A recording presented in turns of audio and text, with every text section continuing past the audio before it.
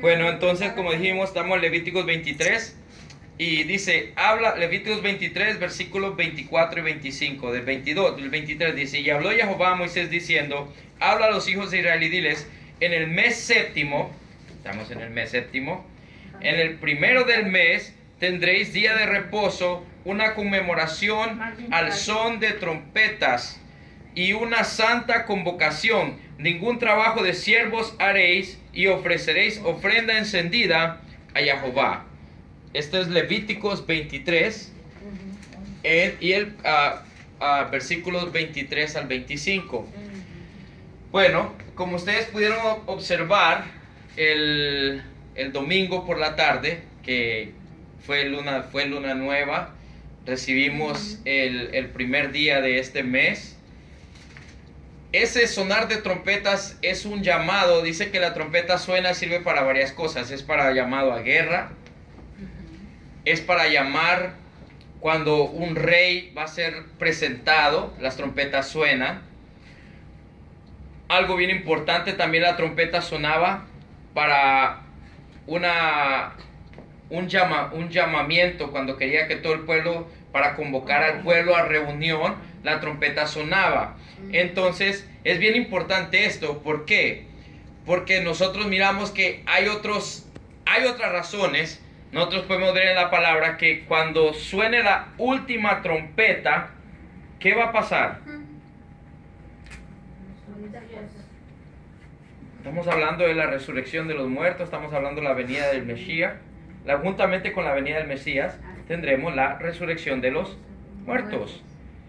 Entonces, estas fiestas son fotos proféticas de cosas buenas por venir.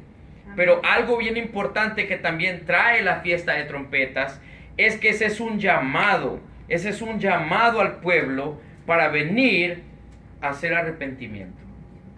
Es un llamado al pueblo para llegar y para arrepentirse. Y estos 10 días entre ahorita al décimo día, que comienza Yom Kippur, que es el día de expiación, esos 10 días era para que el pueblo pudiera venir y traer sus cosas a nivel, o sea, ponerse a cuenta, tanto entre ellos mismos como en cualquier cosa que uno tuviera que ha fallado a nuestro Elohim, que ha fallado a Jehová. ¿Qué resulta? Nosotros tenemos cosas que hay veces que nosotros hemos cometido errores que ni cuenta nos damos que tenemos estos errores, pero Jehová nos llama. ¿Para qué? Para que nosotros tengamos y hagamos arrepentimiento de todas estas cosas. Entonces, eso es algo bien importante. Yo sé que todos los días nosotros debemos arrepentirnos. Todos los días tenemos algo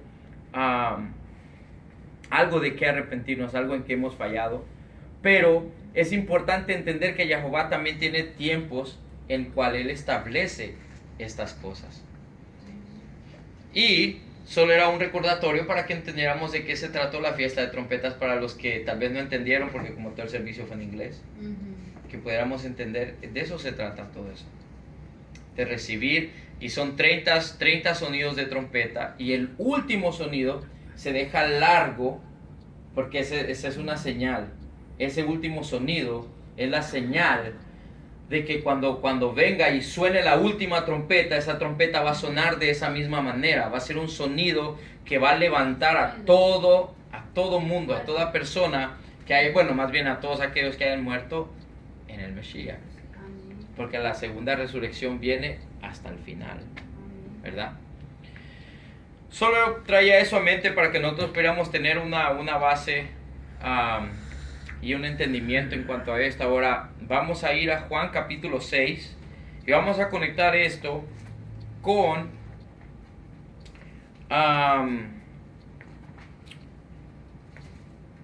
¿cómo les puedo decir? Vamos a intentar conectar esto, porque Juan capítulo 6 y capítulo 7 son los capítulos que está hablando acerca de fiesta de trompetas, ¿verdad? Y vamos a comenzar del versículo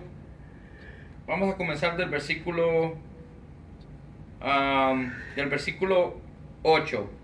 Dice Juan capítulo 6, versículo 8.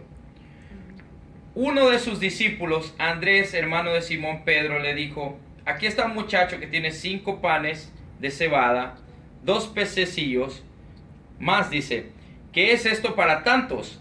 Entonces Yeshua dijo: hacer recostar la gente, y había mucha hierba en aquel lugar, y recostaron como un número de 5,000 varones, dice.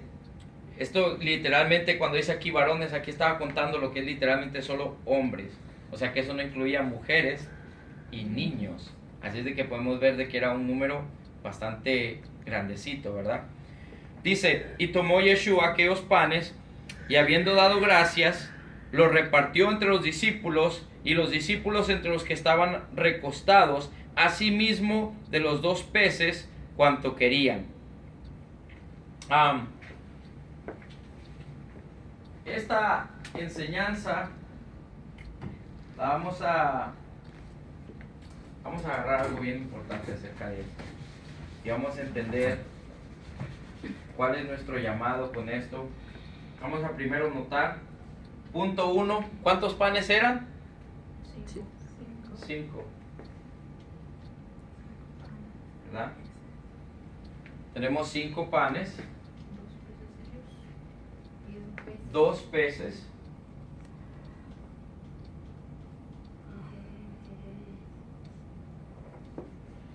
y esto es importante entender, que tenemos 5 panes, tenemos 2 peces, y tenemos a los 12 discípulos que los repartieron.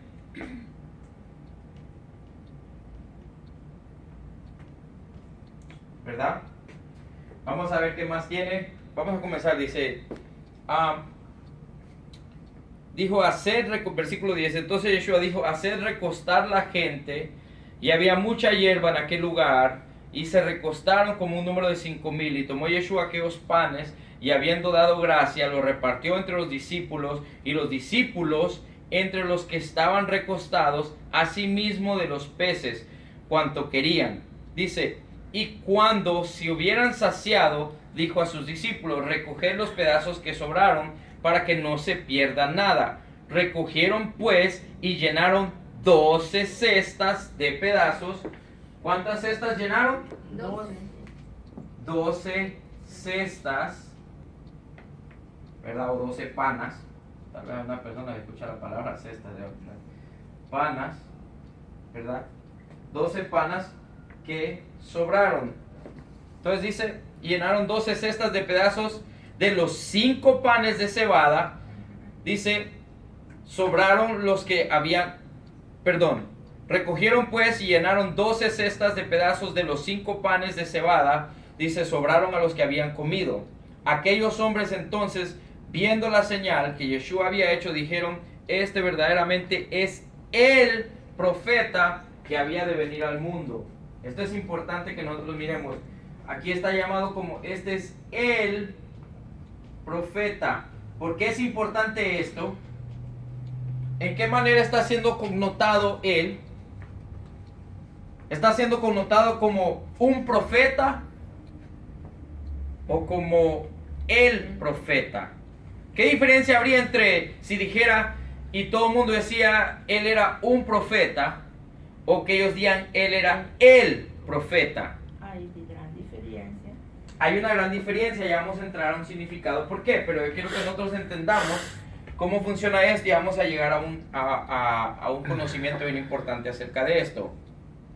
Entonces, vamos a tomar los 5 panes y los 2 peces. Para nosotros que venimos entrando y que venimos conociendo esto, nosotros no estamos acostumbrados a mirar estas simbologías dentro de las parábolas del Mesías, porque no se nos ha enseñado esto. Pero ahora vamos a entender algo. Vamos a ir a Mateo. Vamos al libro de Mateo, capítulo 15.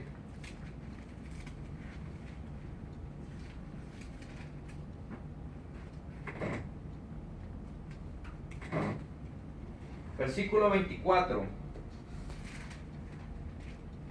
Esto que estamos leyendo, este es Juan.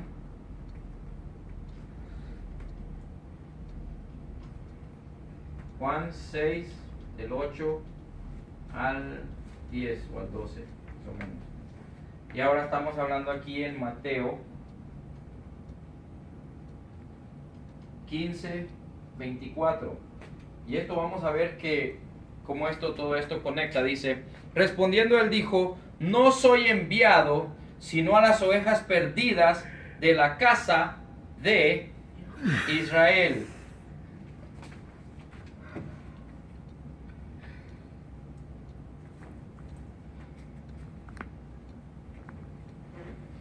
Ok, ahora vamos a Mateo 10. Yo quiero que nosotros entendamos esto, que esto no son casualidades. Mateo 10, del versículo 5, 6 y el 7.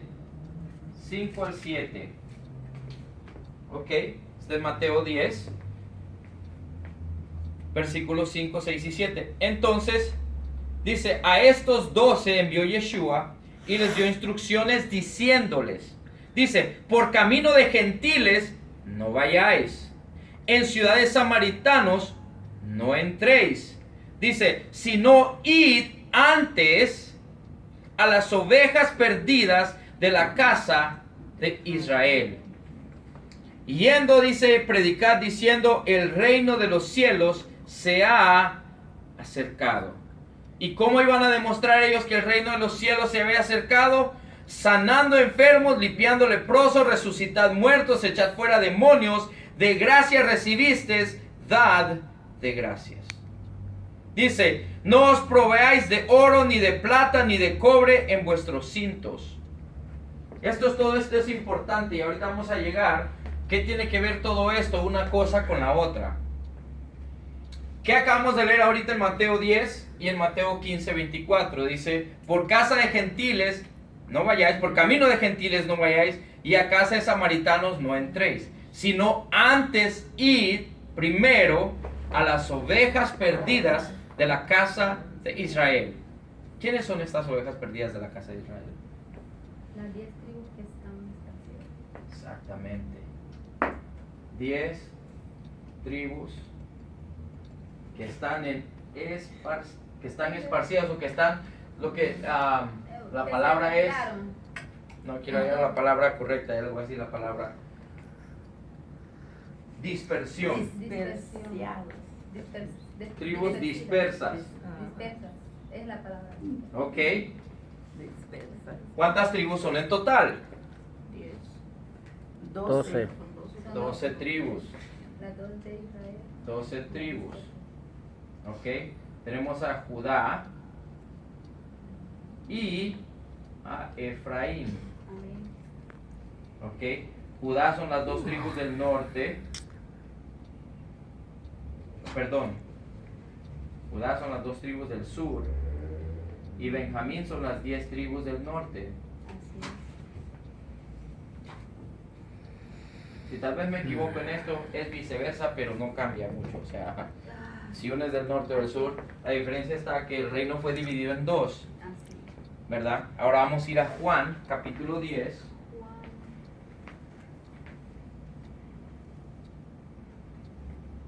Juan, capítulo 10. Y vamos a hacer conexión de todas estas cosas bien importantes. Juan 10. Y se lo voy a leer del 1 en adelante para que lo tomemos a gol. Dice, de cierto os digo, el que no entra por la puerta en el redil de las ovejas, sino que sube por otra parte, este es el ladrón y salteador. Dice, mas el que entra por la puerta, el pastor de las ovejas es. ¿Ok? A este abre el portero y las ovejas oyen su voz. Dice, y a sus ovejas llama por nombre y las saca. Esto es importante que nosotros vayamos entendiendo esto. Ahora dice, y cuando ha sacado fuera todas las propias, va delante de ellas y las ovejas le siguen porque conocen su voz. Dice, mas al extraño no seguirán, sino huirán de él, porque no conocen la voz del extraño. Dice, Esta alegoría les dijo Yeshua, dice, pero ellos no entendieron qué era lo que les decía. Volvió pues Yeshua a decirles, dice, de cierto os digo, yo soy la puerta de las ovejas. Todos los que antes de mí vinieron, ladrones son y salteadores, pero no los oyeron las ovejas. Es más, hasta el día de hoy siguen esparcidas. Y ese es el trabajo que nosotros tenemos. Reunirlas para que lleguen a oír la voz de su pastor. Dice, yo soy la puerta, el que por mí entra será salvo, y entrará y saldrá y hallará pastos. El ladrón no viene sino para hurtar, matar y destruir. Yo he venido para que tengan vida y para que la tengan en abundancia. Yo soy el buen pastor. Oiga bien, yo soy el buen pastor. El buen pastor, dice, su vida da por las ovejas. Mas el asalariado, que no es el pastor, de quien no son propias las ovejas, ve venir al lobo y deja las ovejas y huye, y el lobo arrebata las ovejas y las dispersa. ¿Qué hizo Hasatán? Dispersó las ovejas. Pero él vino para reunir las ovejas. Entonces no he venido sino a la casa perdida de Israel. Ahora dice, yo soy el buen pastor y yo conozco mis ovejas y las mías me conocen. Así como el Padre me conoce y yo conozco al Padre y pongo mi vida por las ovejas.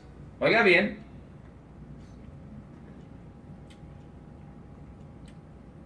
También así como el Padre me conoce y yo conozco al Padre y pongo mi vida por las ovejas. O sea, Él ha dado su vida por nosotros para traernos y reunirnos a su redil. Ahora Él dice, también tengo otras ovejas que no son de este redil. Aquellas también debo traer y oirán mi voz y habrá un rebaño y un pastor.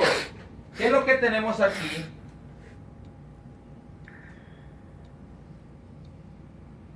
Literalmente tenemos dos rediles. Pero él dice, él estaba hablando con las dos tribus. Él está hablando con las dos tribus. Él está hablando con Judá y le está diciendo, hey, yo soy el pastor. Todo aquel que vino antes de mí era un mentiroso y un salteador, pero yo soy el verdadero pastor que vengo a reunirlos a ustedes. Y no solo los tengo a ustedes, también tengo a las otras ovejas, a las 10 tribus de Israel que están esparcidas, el cual yo también tengo que llamar y reunir. Entonces, vamos a ver cómo él continúa diciendo. Dice, por eso me ama el Padre, porque yo pongo mi vida para volver a tomar. Nadie me la quita, sino que yo mismo la pongo. Tengo poder para ponerla, tengo poder para volverla a tomar. Este mandamiento recibí de mi Padre. Volvió a haber disensión entre los judíos por esta palabra. Aquí estamos entendiendo. Él estaba hablando aquí. Todo el mundo, cuando escucha la palabra judío, asume que es todo Israel. Y aquí hay un problema. Judíos solo son los que son de la tribu de Judá. No todas las 12 tribus son de Judá. Estamos entendiendo, no todos son judíos. Ahora, todo judío es israelita, porque es parte de las 12 tribus. Pero no todo israelita es judío. Y esta es la situación que muchas personas no entienden, no comprenden, no pueden asimilar por la falta de enseñanza en cuanto a esto. El judío es el que viene de la tribu de Judá. Ahora, Pablo hace una enseñanza bien importante. Dice, no todo el que es judío,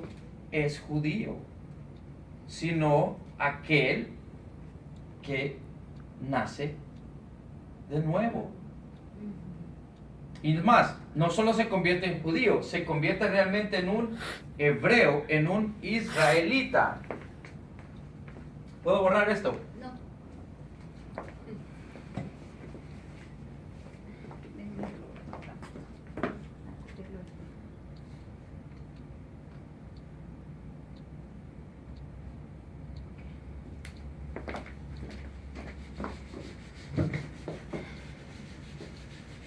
Vamos a entender algo aquí ahorita.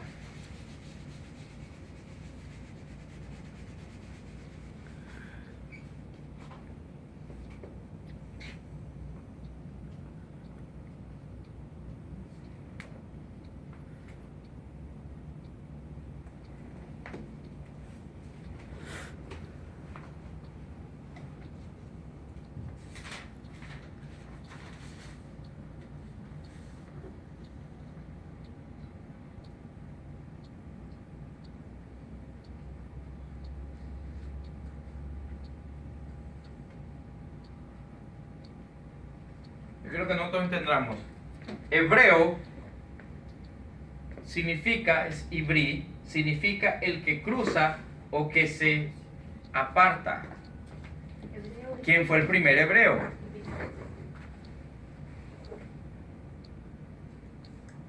Abraham. Abraham no nació hebreo. Él no tenía descendientes hebreos. Él no venía de una familia hebrea. Abraham era un gentil. Él estaba él estaba entre entre las tribus de Ur, ¿verdad? Y los caldeos, y Jehová lo llamó de afuera, de Ur y de los caldeos, y le dijo: Abraham, ven. Cuando Abraham va y lo sigue, Abraham no fue de un día para otro, fue por años. Abraham tenía tal vez unos 40 años cuando Jehová lo llama, y hasta que él tenía 99 años de edad, Abraham es circuncidado y cruza y se convierte en el primer hebreo, el cual de él desciende Isaac, el cual de Isaac desciende Jacob y Esaú, y de ahí provienen las ¿qué? Las 12 tribus de Israel. Ahora uno dirá: pero ¿y esto qué tiene que ver? ¿Qué tiene que ver eso con nosotros? ¿Qué pasa con nosotros? Porque este es el problema.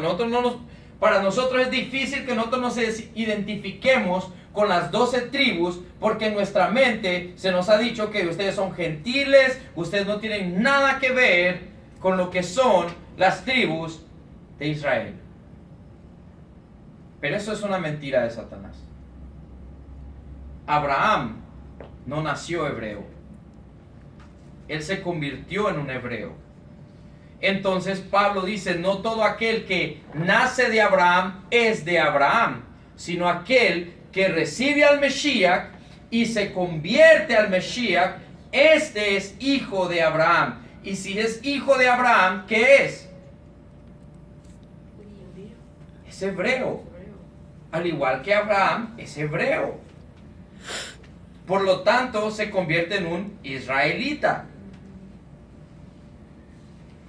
Pero esto es algo que las personas no asimilan y no tienen un entendimiento de esto. ¿Por qué? Porque no se le ha enseñado esto y se le ha enseñado que Israel es uno y la iglesia es otra. Israel aquí, la iglesia acá. Pero acabamos de leer ahorita en Juan que solo hay un redil, un pastor. Entonces, ¿cómo puede haber una iglesia por aparte de Israel si él vino, sino por las casas, por las ovejas perdidas de la casa de Israel?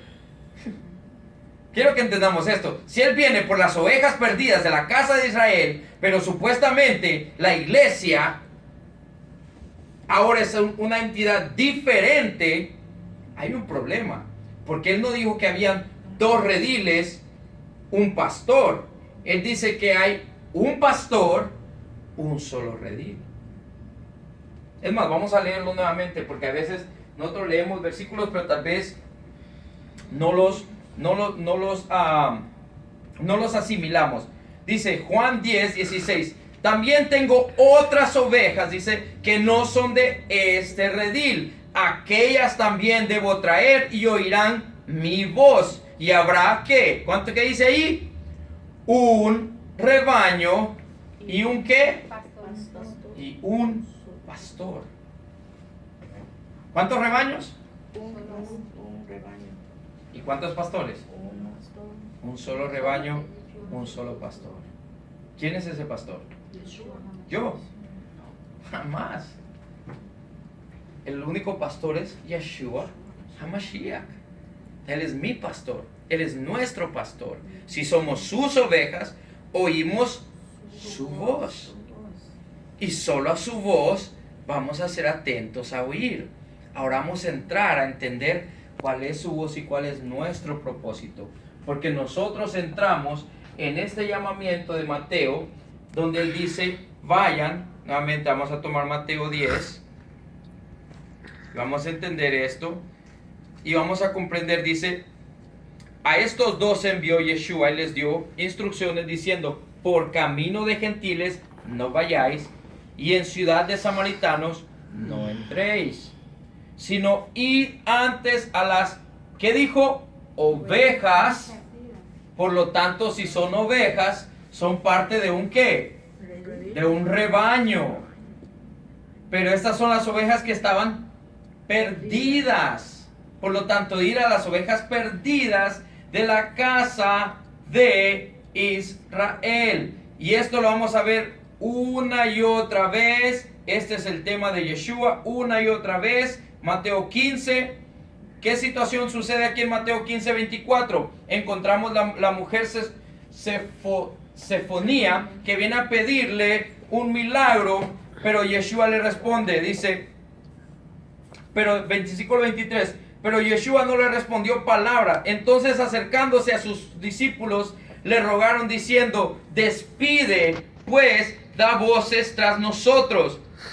Oiga bien, versículo 22 dice, he aquí una mujer cananea que había salido de aquella región clamaba diciendo, Señor, Adonai, hijo de David, ten misericordia de mí, mi hija es gravemente atormentada por un demonio. Pero Yeshua no le respondió palabra, o sea, él siguió. ¿Qué tiene que ver eso conmigo? Es lo que le está diciendo. Pero los discípulos, dice que le roban, le dijeron, Maestro, haz algo, despídela porque ella viene tras de nosotros y está gritando a voces que quiere recibir este milagro de ti. Nunca habíamos visto eso así, ¿verdad? Y mira lo que responde Yeshua. Y él respondió, le dijo, yo no soy enviado sino a las ovejas perdidas de la casa de Israel. Pero gracias a la respuesta que ella le ofrece a él, ella recibió no un pedacito, no recibió migajas, sino que fue incorporada completamente al reino de Jehová. Mira lo que dice, entonces ella vino y se postró ante él diciendo, Señor, socórreme. Respondió él, no está bien tomar el pan de los hijos y echarlo a los perros. Esas no son palabras fáciles. ¿O son palabras fáciles? No son palabras fáciles. Ok, pero ella dijo, sí, Señor, o sea, yo entiendo que lo que tú traes no es para nosotros, pero le dice, aún los perros comen de las migajas que caen de la mesa de sus amos. ¿Qué demostró esta mujer ahí? Quiero que nosotros miremos esto en un tiempo así como ahorita. Imagínense que estuviera aquí parado Yeshua HaMashiach y alguien viene y le dice, necesito que hagas un milagro, y le dice, bueno, yo no he venido a darle a los perros. ¿Cuál sería la respuesta de una persona hoy en día contra eso? Diría, yo no soy perro. Se le iba a regar, se le iba a regar en política. ¿Cómo me has llamado perro? Pero ¿y qué esto? Pero mire la humildad que demostró esta mujer. Tienes razón, soy perro, pero ¿sabes qué? Le dice, los perros comen de la mesa de sus amos. Y eso quebrantó el corazón de Yeshua. ¿Y la trató como perro? Jamás. Le dio el pan de la mesa de los hijos. Porque ella fue y recibió lo que pidió.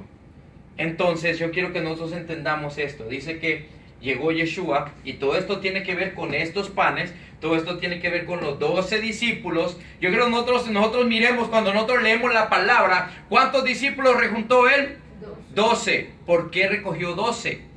Cuando desciende la Nueva Jerusalén, ¿cuántos portones hay en la Nueva Jerusalén?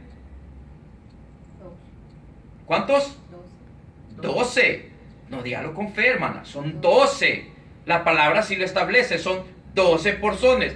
3 al este, 3 al oeste, 3 al norte, 3 al sur.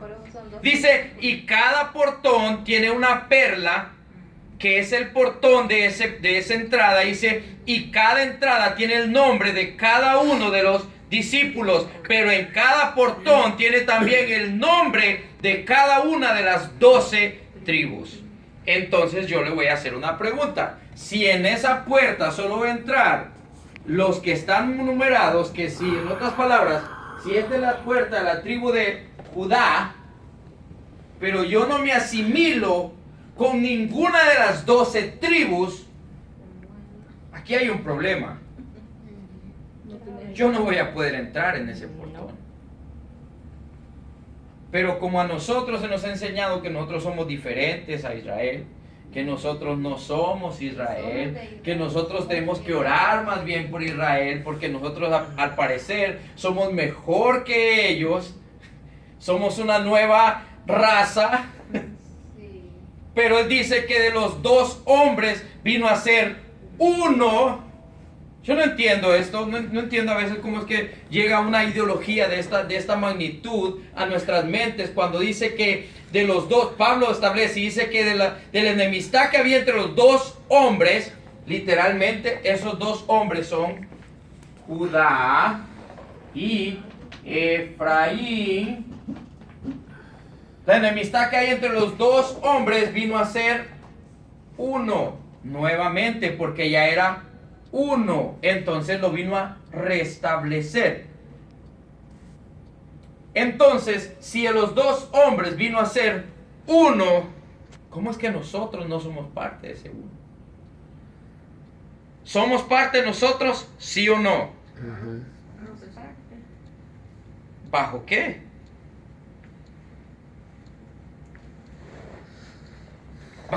¿Bajo la promesa de quién? De Abraham. Así es.